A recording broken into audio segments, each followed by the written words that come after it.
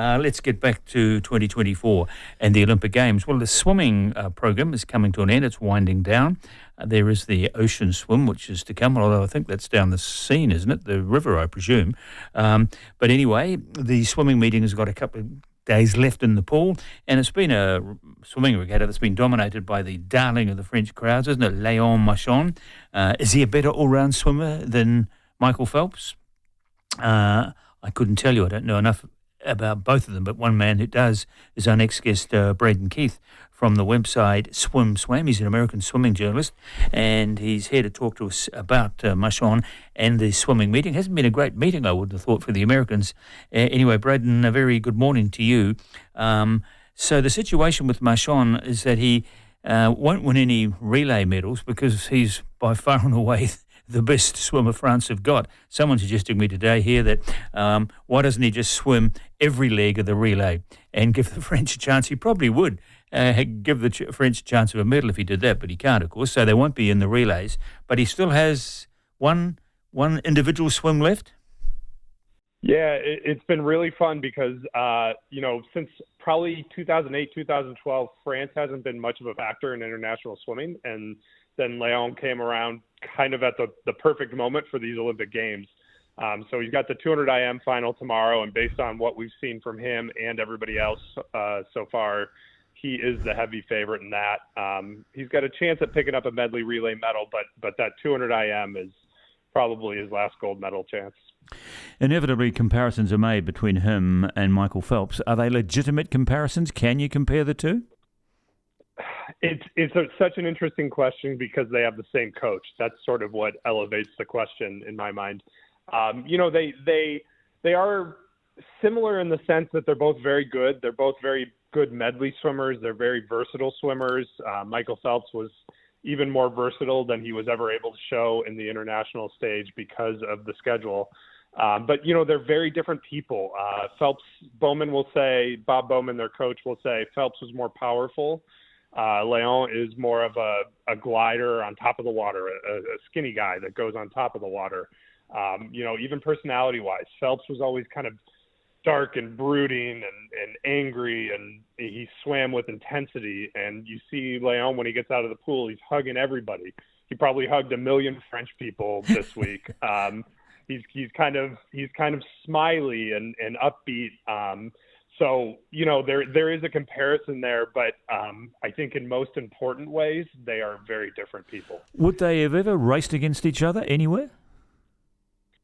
No, because Phelps retired in 2016, and Léon would have been 12 or 13 at that age and living in France. So then my next question is, who's the better swimmer of the two? Oh, that's a big question. In swimming, it's so hard to compare across eras because unlike maybe track and field, swimming is still getting faster at a quicker rate, notwithstanding this week where there's been some slow swims. I think it's still got to be Phelps. I think Léon could get there. I think Léon has the potential to catch Phelps in terms of greatness in his career. He'll never catch Phelps' medal totals just because the French relays aren't where the American relays were. But he's a better breaststroker than Phelps, and that's unusual for a swimmer that's as good in the butterfly events as he is to be also the world's best breaststroker now. He won the 200 breaststroke gold. He's done things that Phelps has never done. 2 individual gold medals in one day. Phelps never did that. It's still got to be Phelps right now, I think. But it's not out of the question for Léon to sort of make up the gap in that conversation. Does it add to the luster of Marchand that he seems to be light years ahead of anyone else in French swimming? And I suppose Phelps probably would point to the fact that he got a lot of support from so many world-class swimmers around him in his USA team and probably domestically in America as well. But Marchand has done this all on his own, hasn't he? He doesn't have that massive support around him of world-class swimmers in his own country.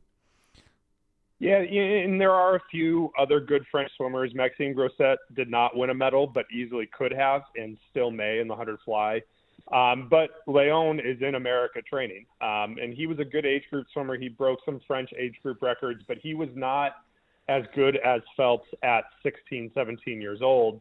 And he really bloomed when he came to America, where training at Arizona State, we just ran through the medals. So the training group that he's a part of after today has, I think, 10 medals already.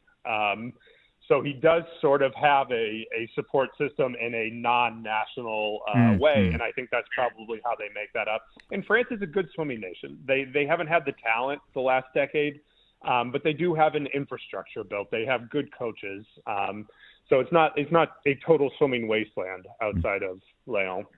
It is a certain irony, though, isn't it, Braden, that in my country is an example of it as well, that any good swimmers that come through the system here in New Zealand or in France inevitably pick up some sort of scholarship in America and get to America, get into a good swimming environment with top-class coaches and all the support structures around them, and then go off to the Olympic Games and beat Americans for medals. Yeah.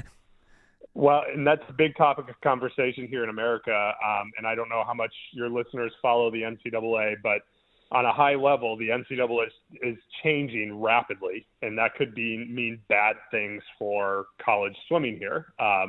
So those opportunities might go away in the future, and that system will have to sort of rebuild itself in a different way.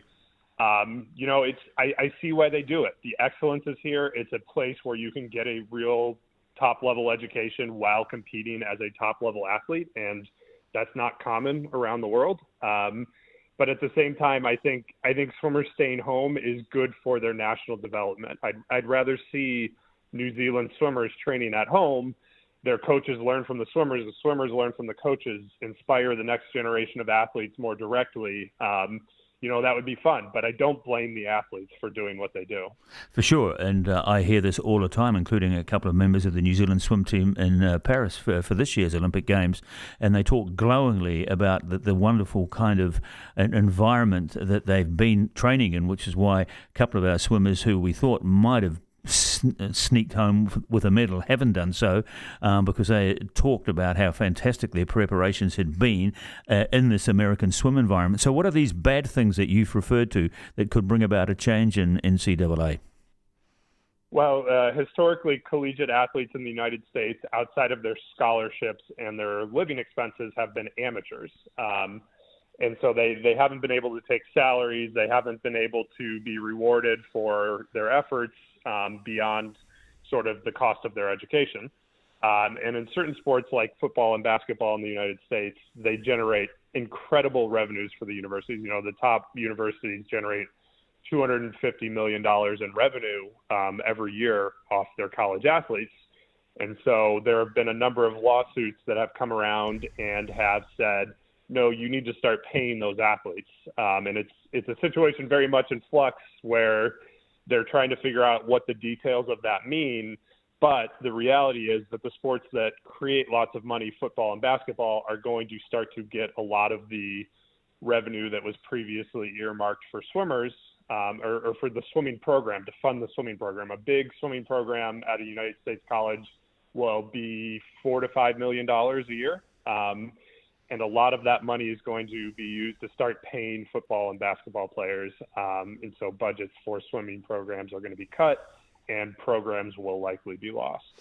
On the question of money in swimming, will a Marchand of this world be making a lot of money because he's one of the world's best swimmers? Yeah, and this is interesting because the visa rules in the United States limit how much or what kinds of money that international students, whether they're athletes or otherwise, can make while they're in the United States as students.